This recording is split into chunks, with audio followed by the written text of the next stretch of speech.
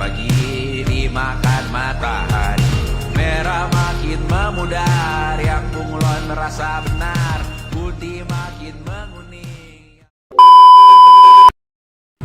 Hai, gue Puspita dan kali ini gue akan kasih tahu ilmu ke kalian apa itu demokrasi, kepemimpinan dan penegakan hukum dalam Islam. Sebelum itu, kita ganti baju dulu. Bye-bye. 75 years later. Oke, welcome teman-teman. Akhir-akhir ini kita sering banget lihat berita tentang korupsi,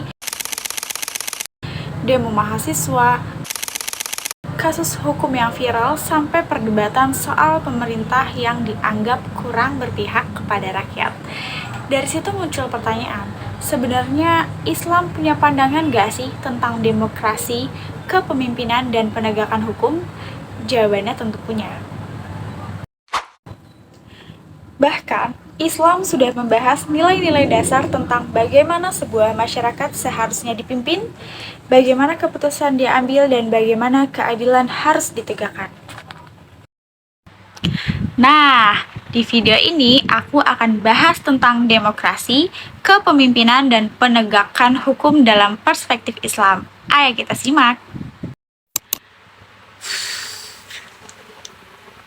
Kalau dengar kata demokrasi, mungkin yang langsung terbayang dalam pikiran kalian itu adalah pemilu, kampanye, atau memilih pemimpin. Secara sederhana, demokrasi ini adalah sistem yang memberikan ruang kepada rakyat untuk menentukan arah pemerintahan.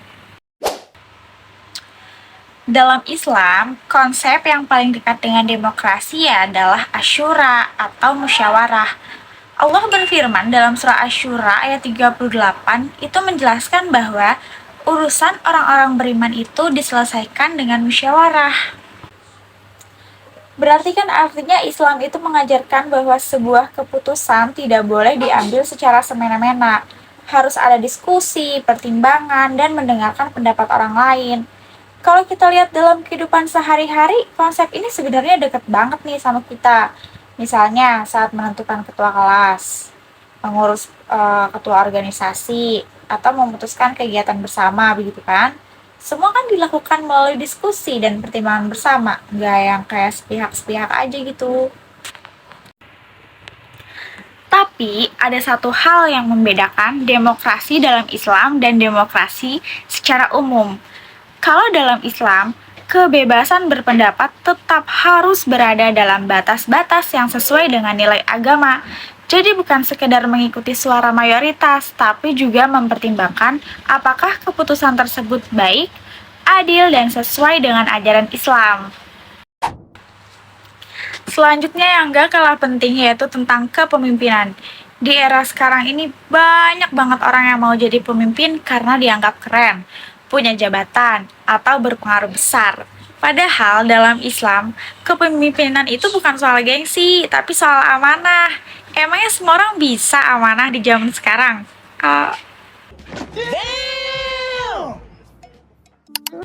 Rasulullah bersabda, setiap kalian adalah pemimpin dan setiap kalian akan dimintai pertanggungjawaban atas yang dipimpinnya. Hadis riwayat Bukhari dan Muslim. Hadis ini menunjukkan bahwa menjadi pemimpin itu bukan perkara mudah, bahkan nanti akan dimintai pertanggungjawaban oleh Allah Subhanahu wa Ta'ala. Menariknya, dalam Islam semua orang itu sebenarnya adalah pemimpin. Pemimpin keluarga, pemimpin organisasi, pemimpin kelompok, bahkan pemimpin bagi dirinya sendiri. Karena itu, seorang pemimpin harus memiliki sifat-sifat yang dicontohkan oleh Rasulullah Shallallahu Alaihi Wasallam, yaitu siddiq, amanah, tabligh, dan fatamah. Udah. Kalau kita hubungkan dengan kondisi sekarang, masyarakat tentu menginginkan pemimpin yang jujur, dekat dengan rakyat, mau mendengar kritik dan bekerja untuk kepentingan bersama, bukan yang nyenyenye, ya kan? Yang nyinyir biar. Karena pada akhirnya, pemimpin yang baik itu bukan yang paling banyak janjinya, tapi yang paling besar tanggung jawabnya. Bukan yang kalau pidato bilang, dasmu. Sorry.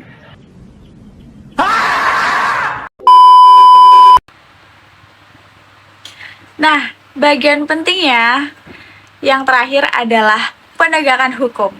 Salah satu hal yang sering terjadi dan menjadi sorotan masyarakat adalah soal keadilan hukum.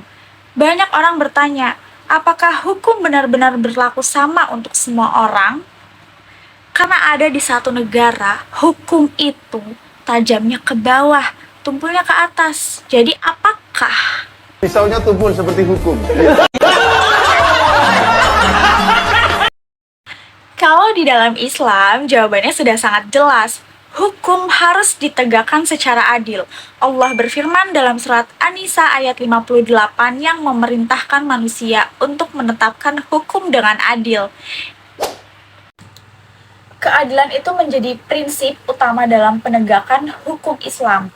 Tidak boleh ada perlakuan khusus karena seseorang adalah pria solo, karena seseorang ini punya jabatan atau memiliki kekuasaan. Bahkan Rasulullah pernah menyampaikan bahwa jika Fatimah binti Muhammad melakukan kesalahan yang melanggar hukum, maka hukum harus tetap ditegakkan. Pesan ini sangat kuat, artinya tidak ada orang yang kebal hukum, apalagi bisa dibayar pakai uang.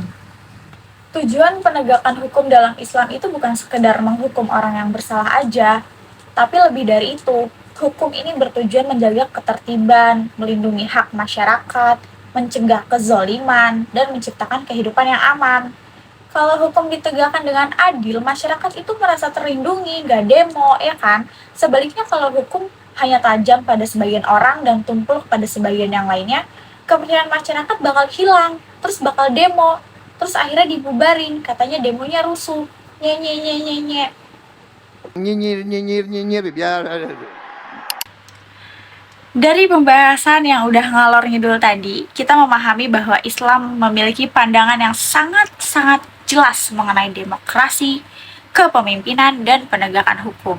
Islam itu mengajarkan demokrasi melalui musyawarah, mengajarkan kepemimpinan sebagai amanah yang harus dipertanggungjawabkan, serta mengajarkan penegakan hukum yang adil tanpa memandang status dan kedudukan seseorang. Sekian yang bisa aku sampaikan, semoga bermanfaat bagi kalian. Wassalamualaikum, bye-bye. Oh cintaku hanya kamu, cinta